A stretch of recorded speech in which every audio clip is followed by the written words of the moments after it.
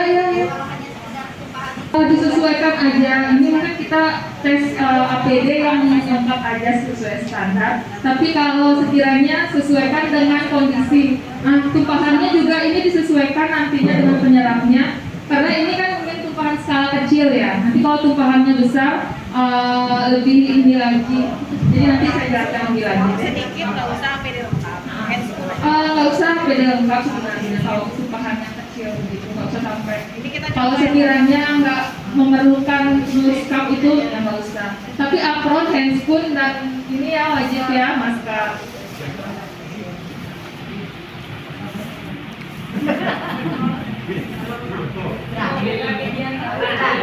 Yang ketiga kacamata.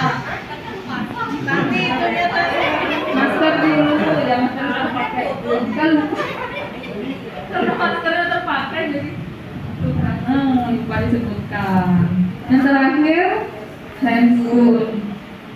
Jadi kalau tumpahannya juga besar, misalkan nih tumpahan oli di PSRS, menggunakan sepatu boot harusnya. Iya. Yang non steril.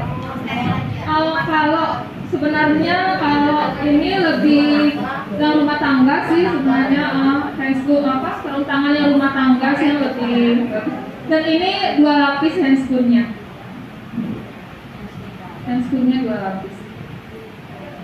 Lebih bagus lagi pakai handscoon yang panjang itu.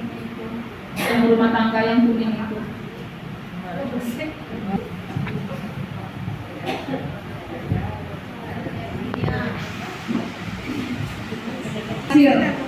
Kalau cairannya itu yang cepat istilahnya merembes itu bisa pakai pasir, ditanggul dulu, ditaruh di pasir di pinggir-pinggirnya. Jadi kalau cairannya lebih ini ditaburi pasir dulu di pinggirannya, baru taruh di tengah untuk menghindari cairan tersebut merembes kemana-mana. Ini yang ada tisu. Jadi kalau besar cairannya, tumpahannya agak banyak, menggunakan koran. Ya digeril biasa ngegeril. Pengorengan Bima ya. Sudah, ini kan masih ada ya sisanya. Disemprotkan klorin. Semuanya sekelilingnya juga. Karena biasanya ada percikan-percikan itu disemprotkan klorin.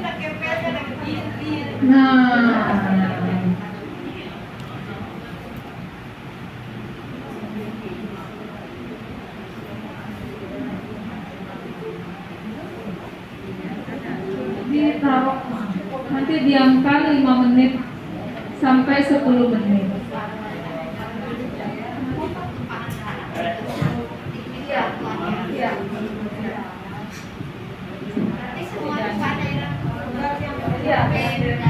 Iya, tahan. Jadi jangan, terutama ini mungkin ada teman-teman dari cleaning service ya, diperhatikan. Jadi jangan langsung dipel. Karena nanti kan mengkontaminasi alat pelnya. Jadi dibersihkan dulu tumpahannya seperti ini, baru nanti setelah bersih tinggal dipel. Gitu ya. Obatnya Kak. Obatnya kan termasuk B3 juga ya? Iya, yang B3 aja. Misalkan kalau formalin, kan formalin nggak boleh langsung. Nyata sekali mengapel mata. Terus bersih sekalian ngepel. Ya. Nah, itu gunanya menjepit sebenarnya supaya kita nggak kontak. Kalau misalkan cuma B3 mungkin nggak apa-apa ya, tapi kalau misalkan darah pasien pantas muntah ya.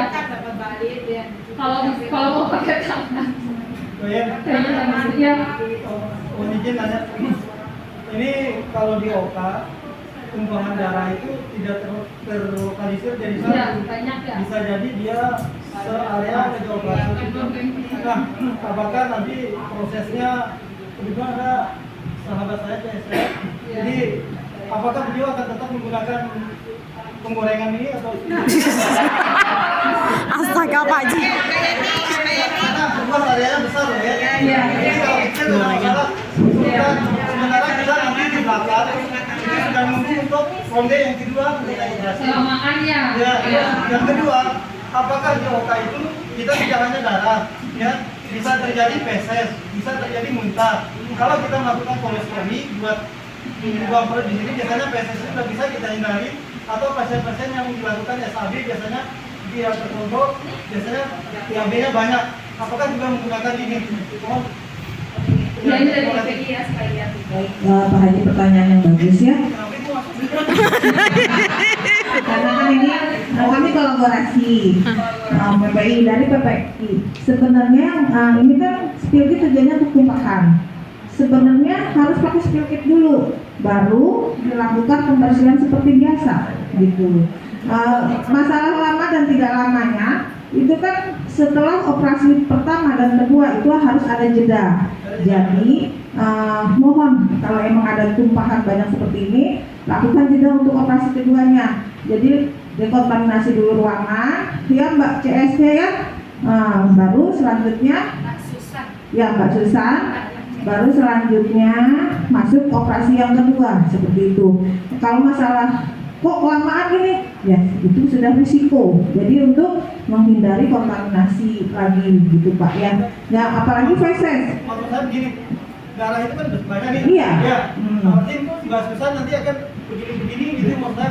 Bisa pakai handscoon maksudnya. Kan ada Tisu itu kan kecil maksudnya. ada underpack. Jadi kita banyak macamnya. Nah, maksud saya seperti itu. Ini kan disesuaikan dengan pajanannya. Kalau emang areanya luas, kita pakai alternatif lain. Ada underpack di situ. Nah, tempel kan lebih cepat. Maksudnya mungkin kalau waktunya cepat nggak usah pakai gini gitu kan. Ini kan darah pakai, apalagi kita pakai 2 lapis ya Bu ya. Ada yang lapis pertama dan kedua sarung tangannya pakai rumah tangga ya langsung aja. Nanti kan sebenarnya kalau udah teknisnya mungkin cepat karena praktek jadi lama seperti itu Pak Hadi ya. Oke, gimana Ibu Susan ya, paham ya? Ya, ya. Karena feses itu kan harus dibuangnya ke toilet, jadi nggak boleh masuk ke laundry juga ya. Kalau di luar area oka misalnya di belakang ada Di belakangnya di mana? Kalau kucing ya lain lagi. Itu bukan tumpahan cairan tubuh ya, itu tubuh manusia. Nanti ke vektornya itu di mana ya? Ya pembersihan biasa aja dah kalau udah ke kucing. Ya Bapak ya. Makasih.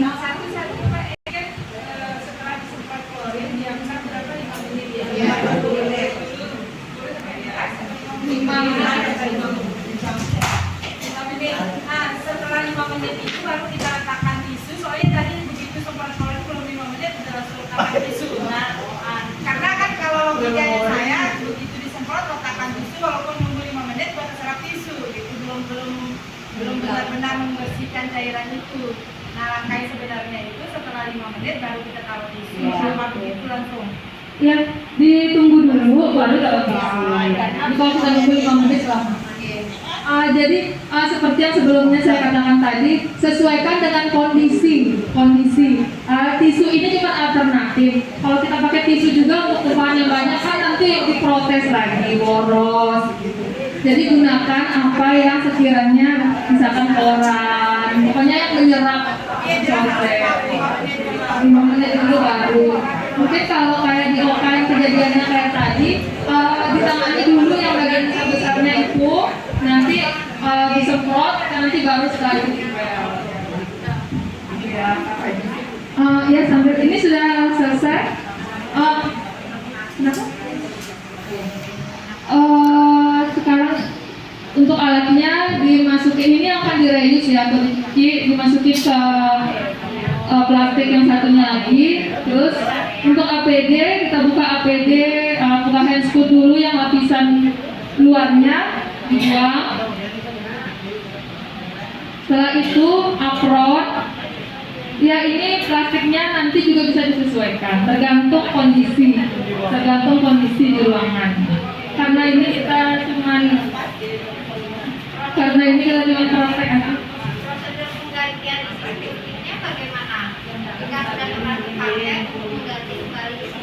ruangan masing-masing. Ya, jadi sebenarnya kan spill kit ini cuma juga terjadi APD yang biasa kita ngaprak ke gudang farmasi. Jadi dari ruangan sendiri bisa langsung mengaprak. Berarti mas menjadi tanggung jawab ruangan. Iya. Terus satu lagi, jika terjadi tumpahan, laporkan ke kepala ruangan. Nanti kepala ruangan akan mengisi formnya itu akan kita bagikan untuk tumpahan D3. Ada form lagi. Apronnya dibuang ya, lanjut apronnya dibuang. Setelah itu tumpahan B3 aja, bukan tumpahan cairan tubuh pasien. Gak usah dilaporkan kalau itu B3 aja. Enggak B3 aja. Boleh kata sendiri enggak. Tumpahan B3 aja jika terjadi B3 karena ini terkait khusus B3. Jadi B3 itu nanti kodenya itu yellow. Kode yellow sebelumnya sudah pernah pelatihan K3 RS itu jika terjadi tumpahan K3 itu kode yellow. Jadi ada formnya lagi. Misalkan nanti ada surveyor ya yang tiba-tiba bilang kode yellow itu tumpahan B3. Ini kejadiannya biasanya di lab ini yang banyak menggunakan reagen kimia bahan-bahan kimia itu. Oh ya, kacamatanya akan dibuang. Padahal sudah sampai kabur itu kita buang-buang. Kayak maskernya dibuang sampai infeksius. Terus yang terakhir Nurspap. Ini kita masih menggunakan handscoon ya. Handscoon ini karena kita mau merapikan dulu, buang sampahnya, dikemas sampahnya, dibuang ke sampah infeksius, jangan ke sampah non infeksius. Minta tolong pemilahannya di ruangan ya, yang belum terpilah. Mungkin setiap hari teman-teman IKL masuk ruangannya, lihat-lihat sampah. Yang ini dibawa ke laundry. Nah baru handscoon yang terakhir itu dibuang. Setelah itu rapikan dulu peralatannya dan yang terakhir cuci tangan di air mengalir.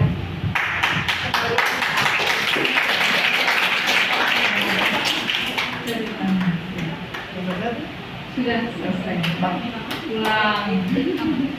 Dan laporannya, formnya diisi yang tumpahan B3 aja ya, tumpahan B3. Apa saja Pak Yeni? Gimana? Tumpahan apa saja yang masuk kategori tumpahan B3 itu ya yang ada di kita saja deh, yang ada di rumah sakit ini. kalau di lab biasanya itu bahan-bahan apa ya, cairan-cairan kimia, reagen ya. Kalau di apotek itu, kalau di apotek ada apa aja ya? Formalin ya. Misalkan tumpah gitu, pecah pakai botol. Misalkan tumpah pecah kayak formalin yang mengandung formaldehyd. Terus kalau alkohol masuk bahan B3, tapi karena dia sifatnya juga tidak ini ya, jadi nggak usah. Kalau alkohol kan kita juga membersihkan pakai alkohol, jadi nggak perlu. Kalau betadin ya di ini aja, cuman kayaknya nggak usah terlalu pakai yang tinggal di laut aja. Nggak usah. Kecuali yang benar-benar misalkan yang kayak tadi formalin seperti itu kan dia. Terus yang mengandung air rasa, cuma sekarang sudah nggak ada ya di rumah sakit. Nggak usah, perlu. Hidro, ya. Terus apalagi ya, kalau B3 itu kalau di PSRS itu oli. Biasanya itu oli. Terus kalau di radiologi kira-kira apa Pak Marco? Sudah tidak ada ya, fixer developer sudah tidak ada. Berarti Pak Marco nggak usah pakai spidol, pakai cairan tubuh ya benar. Tidak semua yang diberikan level B3 itu jika terjadi tumpahan melakukan prosedur seperti ini ya. Sesuaikan aja, diinikan aja Pak.